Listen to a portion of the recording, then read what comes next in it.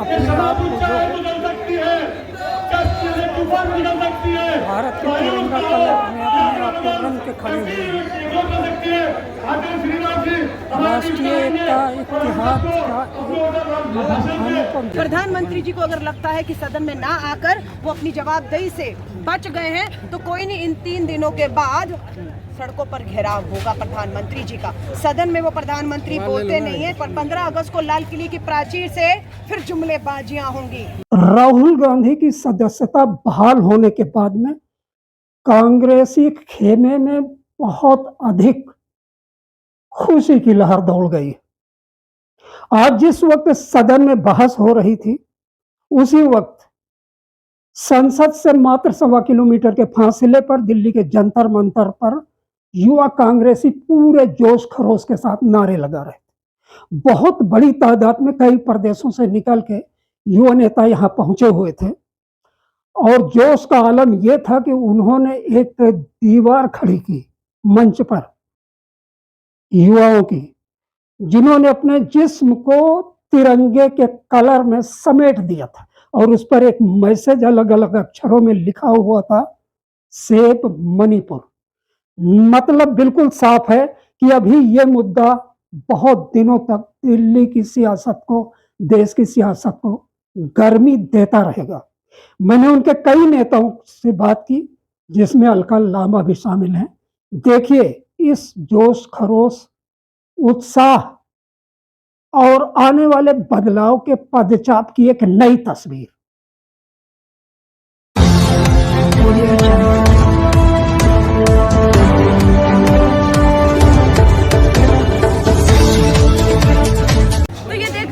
देख रहा है कि आपके बहुमत है, नंबर है। इसका ये मतलब नहीं कि आप तानाशाह होकर देश के लोकतंत्र संविधान को कुछ लेंगे। आज राहुल गांधी जी एक बार फिर से उम्मीद बनकर संसद में बोलेंगे, लेकिन 137 दिन तक राहुल गांधी जी संसद सदस्य नहीं थे। लेकिन क्या खामोश थे? नहीं, वो वायनाड में दिखे, वो मणिपुर में दिखे, हरियाणा के किसानों में दिखे, आजादपुर मंडी में सब्जी विक्रेताओं के बीच में दिखे, शकरपुर बस्ती की झुग्गियों में महिलाओं के बीच में दिखते हैं, और वो ऑटोमोबाइल्स के हमारे जो काम करने वाले सबके बीच में जाकर उनसे बात कर। एक बार फिर से युवाओं को बसों में भर लिया गया। ये तस्वीर आपने अभी देखी, कैसे देख रही है? लोकतंत्र है, यही देश के युवाओं के लिए। आज 8 अगस्त है। आज के दिन महात्मा गांधी जी ने नारा दिया था, करो या मरो। आज ही के दिन कहा था, अंग्रेजों भारत छोड़ो। आज 75 साल आजादी के मना रहे हैं और देश का युवा एक बार फिर से दिल्ली की दहलीज पर बापू के नारे के साथ करो या मरो लेकर आज अपनी गिरफ्तारियां दे रहा है। आज यही अगर आवाज संसद में सुनी जा रही होती, उस पर बात हो रही होती, प्रधानमंत्री जी होते, तो देश के करोड़ों युवाओं को या मणिपुर की आदिवासी बहनों को या हमारी 2 बेटियों को सुप्रीम कोर्ट की दहलीज पर आकर लोकपाल बिल लगातार देखिए, आप यहाँ पर केजरीवाल की जो शक्ति है वो छीनने का प्रयास किया जा रहा है, इसको आप कैसे देखिए? बात एक राज्य एक दल की और एक कानून की नहीं है। ये देश पूरे राज्य, हर देश, पूरे देश की है, देश के मुद्दों की है।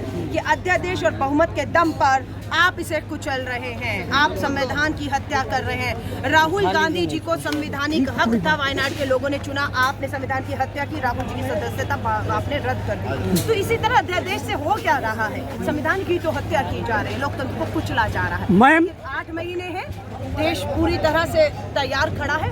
भाजपा, प्रधानमंत्री जी हिम्मत दिखाएं, 9 साल में अपने कामों पर जाएं अगर हिम्मत हो प्रधानमंत्री जी। लेकिन प्रधानमंत्री जी को अगर लगता है कि सदन में ना आकर वो अपनी जवाबदेही से बच गए हैं, तो कोई नहीं, इन 3 दिनों के बाद सड़कों पर घेराव होगा प्रधानमंत्री जी का। सदन में वो प्रधानमंत्री बोलते नहीं है, पर 15 अगस्त को लाल किले की प्राचीर से फिर जुमलेबाजियां होंगी। लेकिन आपको ये ध्यान देना होगा कि पिछले 4.5 सालों में प्रधानमंत्री जी मात्र 7 बार संसद में बोले हैं। 5 बार मजबूरी में बोले, क्योंकि राष्ट्रपति जी के भाषण के बाद जो है वो प्रधानमंत्री को जवाब देना होता है, और उसके बाद 2 बार बोले। आपने जुमले की बात कही, कह रहे हैं कि भ्रष्टाचारियों का सम्मेलन हो गया इंडिया गठबंधन, प्रधानमंत्री नरेंद्र मोदी का बयान। भ्रष्टाचारी कोई है तो उसे कहाँ होना चाहिए था? उन्हें जेल की सलाखों में होना चाहिए था। नहीं, वो कहाँ है? वो बाहर है, वो बाहर है, और वो इंडिया के बाहर के बैनर के नीचे हैं। भारत को मजबूत करने की बात कर रहे हैं, और आप झूठे खोखले आरोप 2014 से पहले भी लगा रहे थे, सत्ता में बहुमत में आने के बाद भी आप खोखले भ्रष्टाचार के आरोप लगा रहे हैं। जो सच्चे भ्रष्टाचारी थे, अजीत पवार, ईडी के छगन भुजबल, नारायण राणे, सब पे आपके जो असम का मुख्यमंत्री हेमंत बिस्वा, सब पे आपने आरोप, ईडी के केस खत्म किए, उन्होंने भाजपा में ले लिया है। सर मेरा नाम जावेद खान है, मैं अलवर राजस्थान से आया हूँ। एक चीज बताइए, राजस्थान से दो युवक उठ जाते हैं, नासिर और जुबैर, जी जिंदा जला दिए जाते हैं, जी और आज तक आपकी गवर्नमेंट को उनका कातिल मोनू मंगेशकर मिला नहीं। कितने समर्थक हैं आप लोग अल्पसंख्यकों की ये सरकार? नहीं सर, ये सरकार अल्पसंख्यकों की सी नहीं कातिल बरामद हो रहा है? हमेशा से अल्पसंख्यकों की समर्थक रही है, लेकिन क्या है, जो अधिकांश जो उनके मुलजिमान हैं वो हरियाणा के हैं, और हरियाणा सरकार और हरियाणा पुलिस हमारे राजस्थान ना तो सरकारी मदद कर रही है, ना राजस्थान पुलिस की मदद कर रही है। कह रही है कि वो क्यों नहीं उस पर आके गिरफ्तार करते? उल्टा ही, जब हमारी राजस्थान पुलिस हरियाणा में अपराधियों को पकड़ने के लिए जाती है, हमारी राजस्थान पुलिस पर ही मुकदमा दर्ज कर दिया जाता है।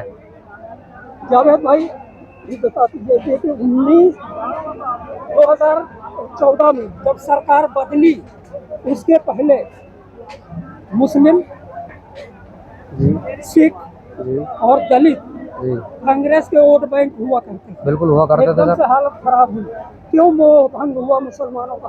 क्या आप समझते हैं कि दोबारा मुस्लिम लौट के कांग्रेस के पाले में आ जाएगा? सर, हमेशा से मुस्लिम कांग्रेस के पक्ष में रहा है और आगे भी कांग्रेस के पक्ष में रहेगा।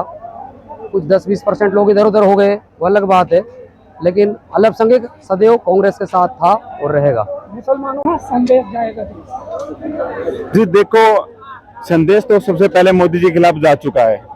जो अभी सुप्रीम कोर्ट में माननीय राहुल गांधी जी को उन्होंने राहत प्रदान की है, तो बहुत बड़ा संदेश जो हमारे देश के अंदर गया है।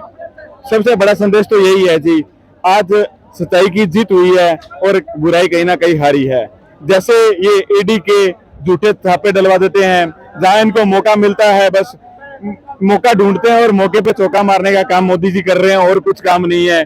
छोटे छोटे काम, हर किसी गरीब की आवाज को दबाया जाता है। कहीं ना कहीं ईडी से देश का जितना भी मीडिया ये अपना सिस्टम है, ये इतना यूज कर रहे हैं कि कैसे ना कैसे करके किसान को, आम गरीब को, हर किसी को दबाया जाए। किस मैसेज को देश भर में देने के लिए आज ये भीड़ यहाँ इकट्ठा हुई? सर, मणिपुर में जो हिंसा हुई, जो रेप हुआ, जब भी इनको वोटिंग, जब इन्हें वोटिंग की जरूरत थी, जब वोटिंग की जरूरत थी, तब स्मृति ईरानी मणिपुर की महिलाओं के साथ जाके नाच रही थी। मेरा नाम उमेश त्रिवेदी है, मैं स्टेट जॉइंट सेक्रेटरी कर्नाटका से हूँ और मैं गुलबर्गा से आया हूँ। क्या कहना चाहते हैं? जी, देश भर के हालात 2014 से जनता जानती है कि 2014 से बदहाली आई है, 2014 से बेरोजगारी आई है, भुखमरी आई है, महंगाई सीमा पार कर आई है, खाने को अनाज नहीं मिल रहा है, टमाटर नहीं मिल रहे हैं, टमाटर का दाम बढ़ रहा है, और युवा जो है हर साल बेरोजगार होता जा रहा है। चुनावी वादे थे कि साल में 2 करोड़ रोजगार देंगे, लेकिन 2 करोड़ रोजगार नहीं दे पा रहे हैं। होना ये चाहिए था कि 9 साल में 18 करोड़ रोजगार देना था, लेकिन 18 लोगों को भी रोजगार नहीं दे पाए हैं। नाकामियों के खिलाफ युवा कांग्रेस हमेशा से संघर्ष करता रहा है और इसके खिलाफ लड़ता रहा है, और आज भी वही कड़ी है। ये लड़ाई भाजपा के खिलाफ आज लड़ रहे हैं।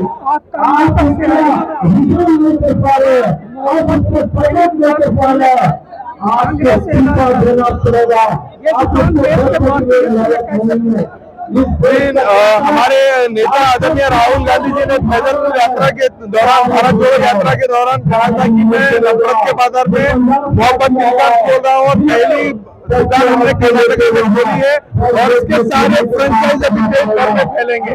मध्य प्रदेश में इसका फ्रेंचाइज होगा, वहां पर भी मोहब्बत की दुकान खुलेगी, तेलंगाना में मोहब्बत की दुकान खुलेगी।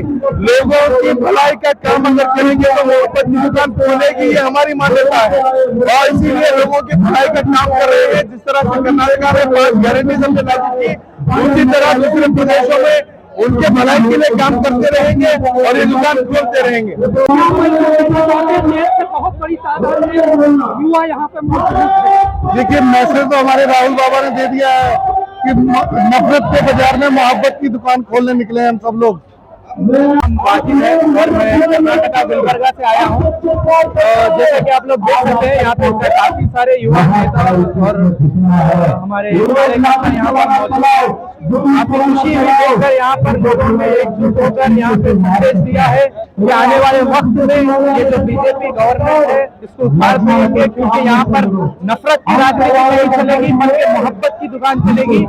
राहुल गांधी जी का संदेश हमारे लिए संदेश नहीं है, पूरे भारत के लिए संदेश है। और आने वाले समय में हमारी नीतियां जो रहेंगी वो सच के साथ रहेंगी और इस देश में सांप्रदायिक ताकतों के जो सांप्रदायिक दंगे कराना चाहती है, इस देश को हमला करना चाहती है, उनके हम खिलाफ खड़े हो रहे हैं। और हम सारे देश को इसके माध्यम से मैसेज देना चाहते हैं कि इस देश में जब तक भाजपा और आरएसएस जैसे लोग रहेंगे, जब तक इस देश का कभी उद्धार नहीं हो सकता। इस देश को कांग्रेस की जरूरत है और हमारे जैसे जो सेकुलर लोग हैं, जो भी इस देश में हिंदू, मुस्लिम, सिख, ईसाई और जितने भी मजहब इस देश में हैं, उन सबको साथ देने की बात करते हैं। उनको कांग्रेस के साथ जुड़ने की जरूरत है, क्योंकि राष्ट्रीय पार्टियों में कांग्रेस एक ऐसी पार्टी है जो इस देश का नेतृत्व अच्छे से कर सकती है और जिसमें